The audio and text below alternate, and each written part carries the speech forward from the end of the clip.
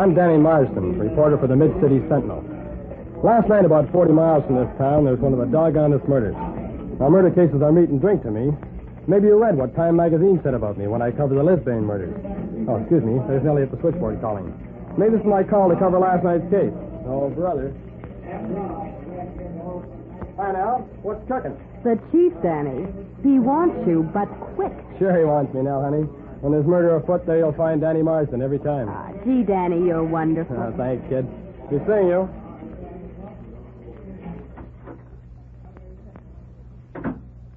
Here I am, Chief. Now, about those murders. I've got very definite ideas where those cops are out. Now, sit down, Danny. I have a real assignment for you, and it's not murder. Well, spring it, boss. It must be big if it's bigger than murder. I've got a letter here that was published on our editorial page last night. I want to read it to you, and then give you the lowdown. Shoot. Dear Editor, last Friday I read your editorial calling on working men to increase production. That may be very well for you to say, sitting in your ivory tower at the Mid-City Sentinel, but when I turned to the financial section of your paper, I noticed that the company I work for has increased its profits in the past 10 years over 300%. So you see, to those who have worked hard many years of their lives and have seen many of their salary increases eaten up by a higher cost of living, your nice little editorial about producing and producing and producing just doesn't add up. How about an editorial calling on big companies to cut down on their profits and reduce prices? I dare you. Signed, John Smith. Some of our editorials, Chief, with all due respect, aren't so hot. Now, about that murder... Now, get it into your head. You're not touching the murder. You're working on a different kind of murder. The murder of our economic system by misunderstandings between employer and employee. But look, boss, I've always had important assignments. Well, the guys will give me the razz if they know I'm out tracking down letters to the editor stuff. Have a heart. Now, look here, Danny Marsden. When someone says the editors of the Mid-City Sentinel are sitting in an ivory tower, that's important. By heavens, I'm going to show that fellow that nobody around this paper sits in an ivory tower. Okay, Chief. But it'll ruin my reputation. Gee, when the boys around town... Well, tell them it's murder you're covering if you like, and the corpse is the body politic. Now, get cracking, Marsden, at once. Sitting in my ivory tower, he says.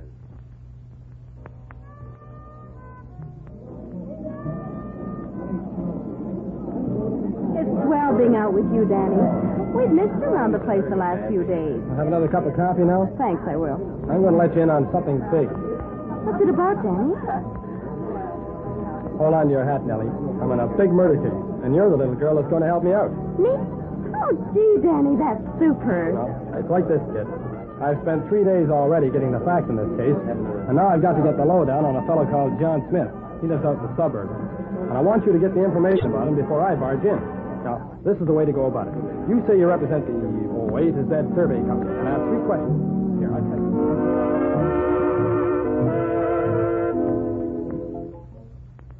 1802 Coulter Boulevard was an innocent-looking little house in a nice suburban district. Nell knocked on the door, and a pretty-looking woman let her in. I stood and watched some 100 yards down the boulevard. It seemed like hours, but finally I heard Nell returning. Well, Danny, I did like you said. I could have talked with Mrs. Smith all night. She answered every question. Her husband was out bowling, and she felt like talking. You know, I had the feeling she was worried about him. Worried? How come?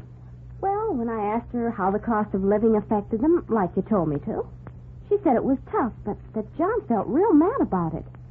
He has a chip on his shoulder all the time, she said. She's afraid he's getting fed up with his job, and he's so good at it and everything. Oh, what do you mean, and everything? Oh, just everything. Why don't you go talk to John Smith yourself? He's at the bowling alley under Brown's store, just on the street there. He's top bowler in the league so far, and if he wins tonight, he'll get the cup. His wife can hardly wait for him to get home. Now, give me those notes quick.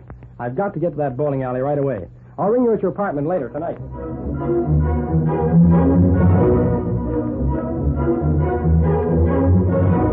The community bowling club was doing its stuff all right, and I had no trouble spotting John Smith after reading Nell's notes. When he made a strike, his final time up, and they handed him the cup, I had him pretty well sized up, and I didn't waste any time getting next to him. He invited me home to his place after the bowling. Well, Danny, I've told you all I can about the bowling league. How about you telling me something? Yeah, I will. I'm here because you wrote a letter to the Sentinel a few days back. Oh, That? So what? It's hardly front-page news. Well, the editor seems to think it is. There, you see, John? I told you that was a good letter. And certainly worried my chief. Worried him? How come? We're not going to cancel our subscription, if that's it. Oh, not exactly, Mrs. Smith. The fact is, my editor is the man who wrote the editorial you didn't like.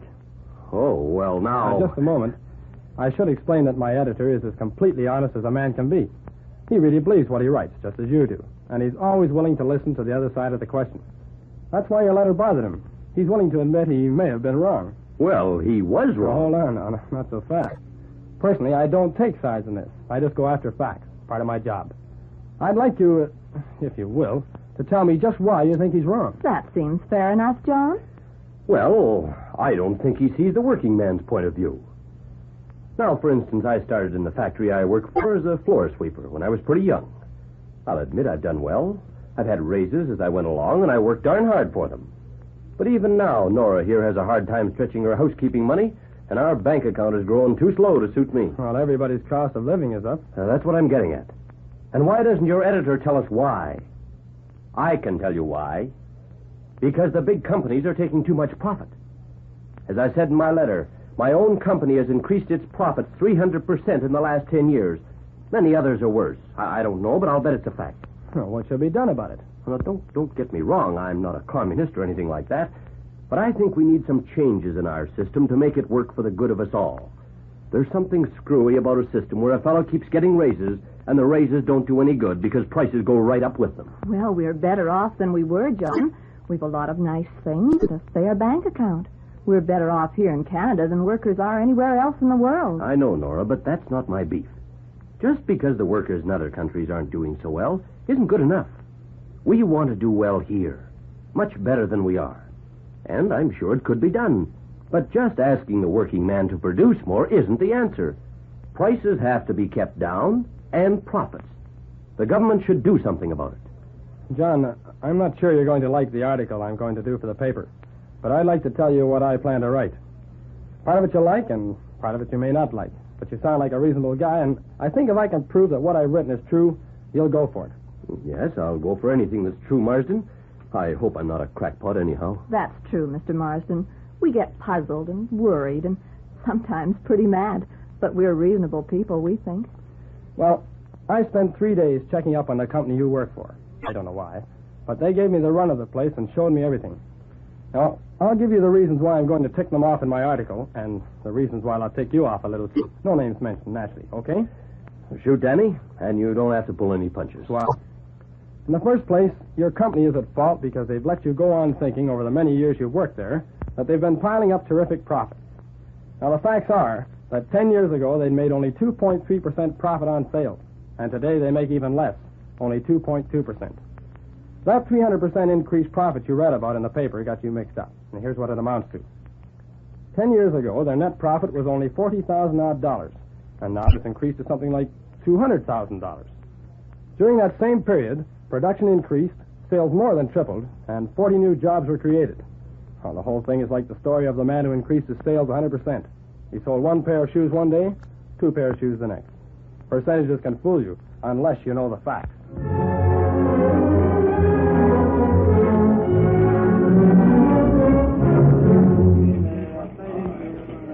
Hi, Nelly. The chief in? He's only been shouting for you for the last hour. And by the way, what happened to you last night? You were going to phone me. Oh, when I left the Smiths, it was after midnight. Say, how's about dinner tonight? Oh, to make up for it. We'll celebrate. Celebrate what? I got a story last night that'll make the boss's eyes pop. I sent it in to him this morning before I went out for breakfast. He's on the line now, and he doesn't sound like he's exactly pop-eyed about your story. He wants to know where in the blankety-blank you are. Tell him I'll be right in. And you called me, Chief? Yeah, sit down. Sit down, Marsden.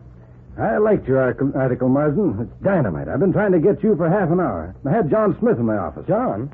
Well, last night he was convinced that he came in to tell me that you, Marsden, should be on our editorial staff. Says you're wasting your time covering murders. He intimated that maybe I could take your place while you took mine. He brought up some good points, though, Marsden. Claims that one of our duties should be to make our financial page more understandable to our readers. Says that most folks can't understand a financial statement, for instance. It's up to us to present them in a simpler manner. He says we should do more to explain profits. He even quoted you, Danny.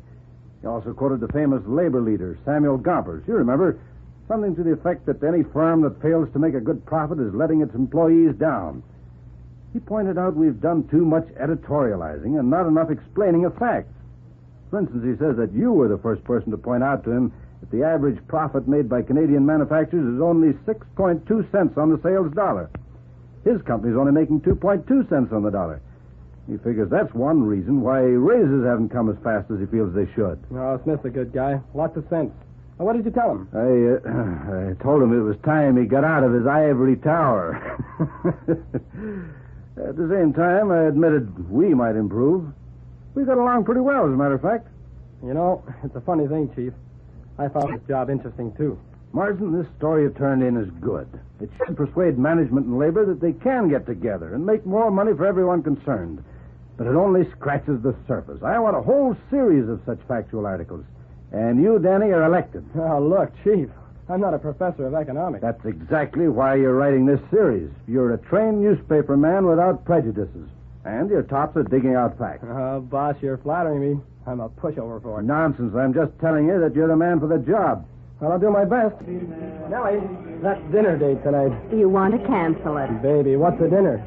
You wear your best gown, kid, because we're not only dining, we're going to see the town. I've got the boss eating out of my hands. Gee, Danny, isn't murder a wonderful thing?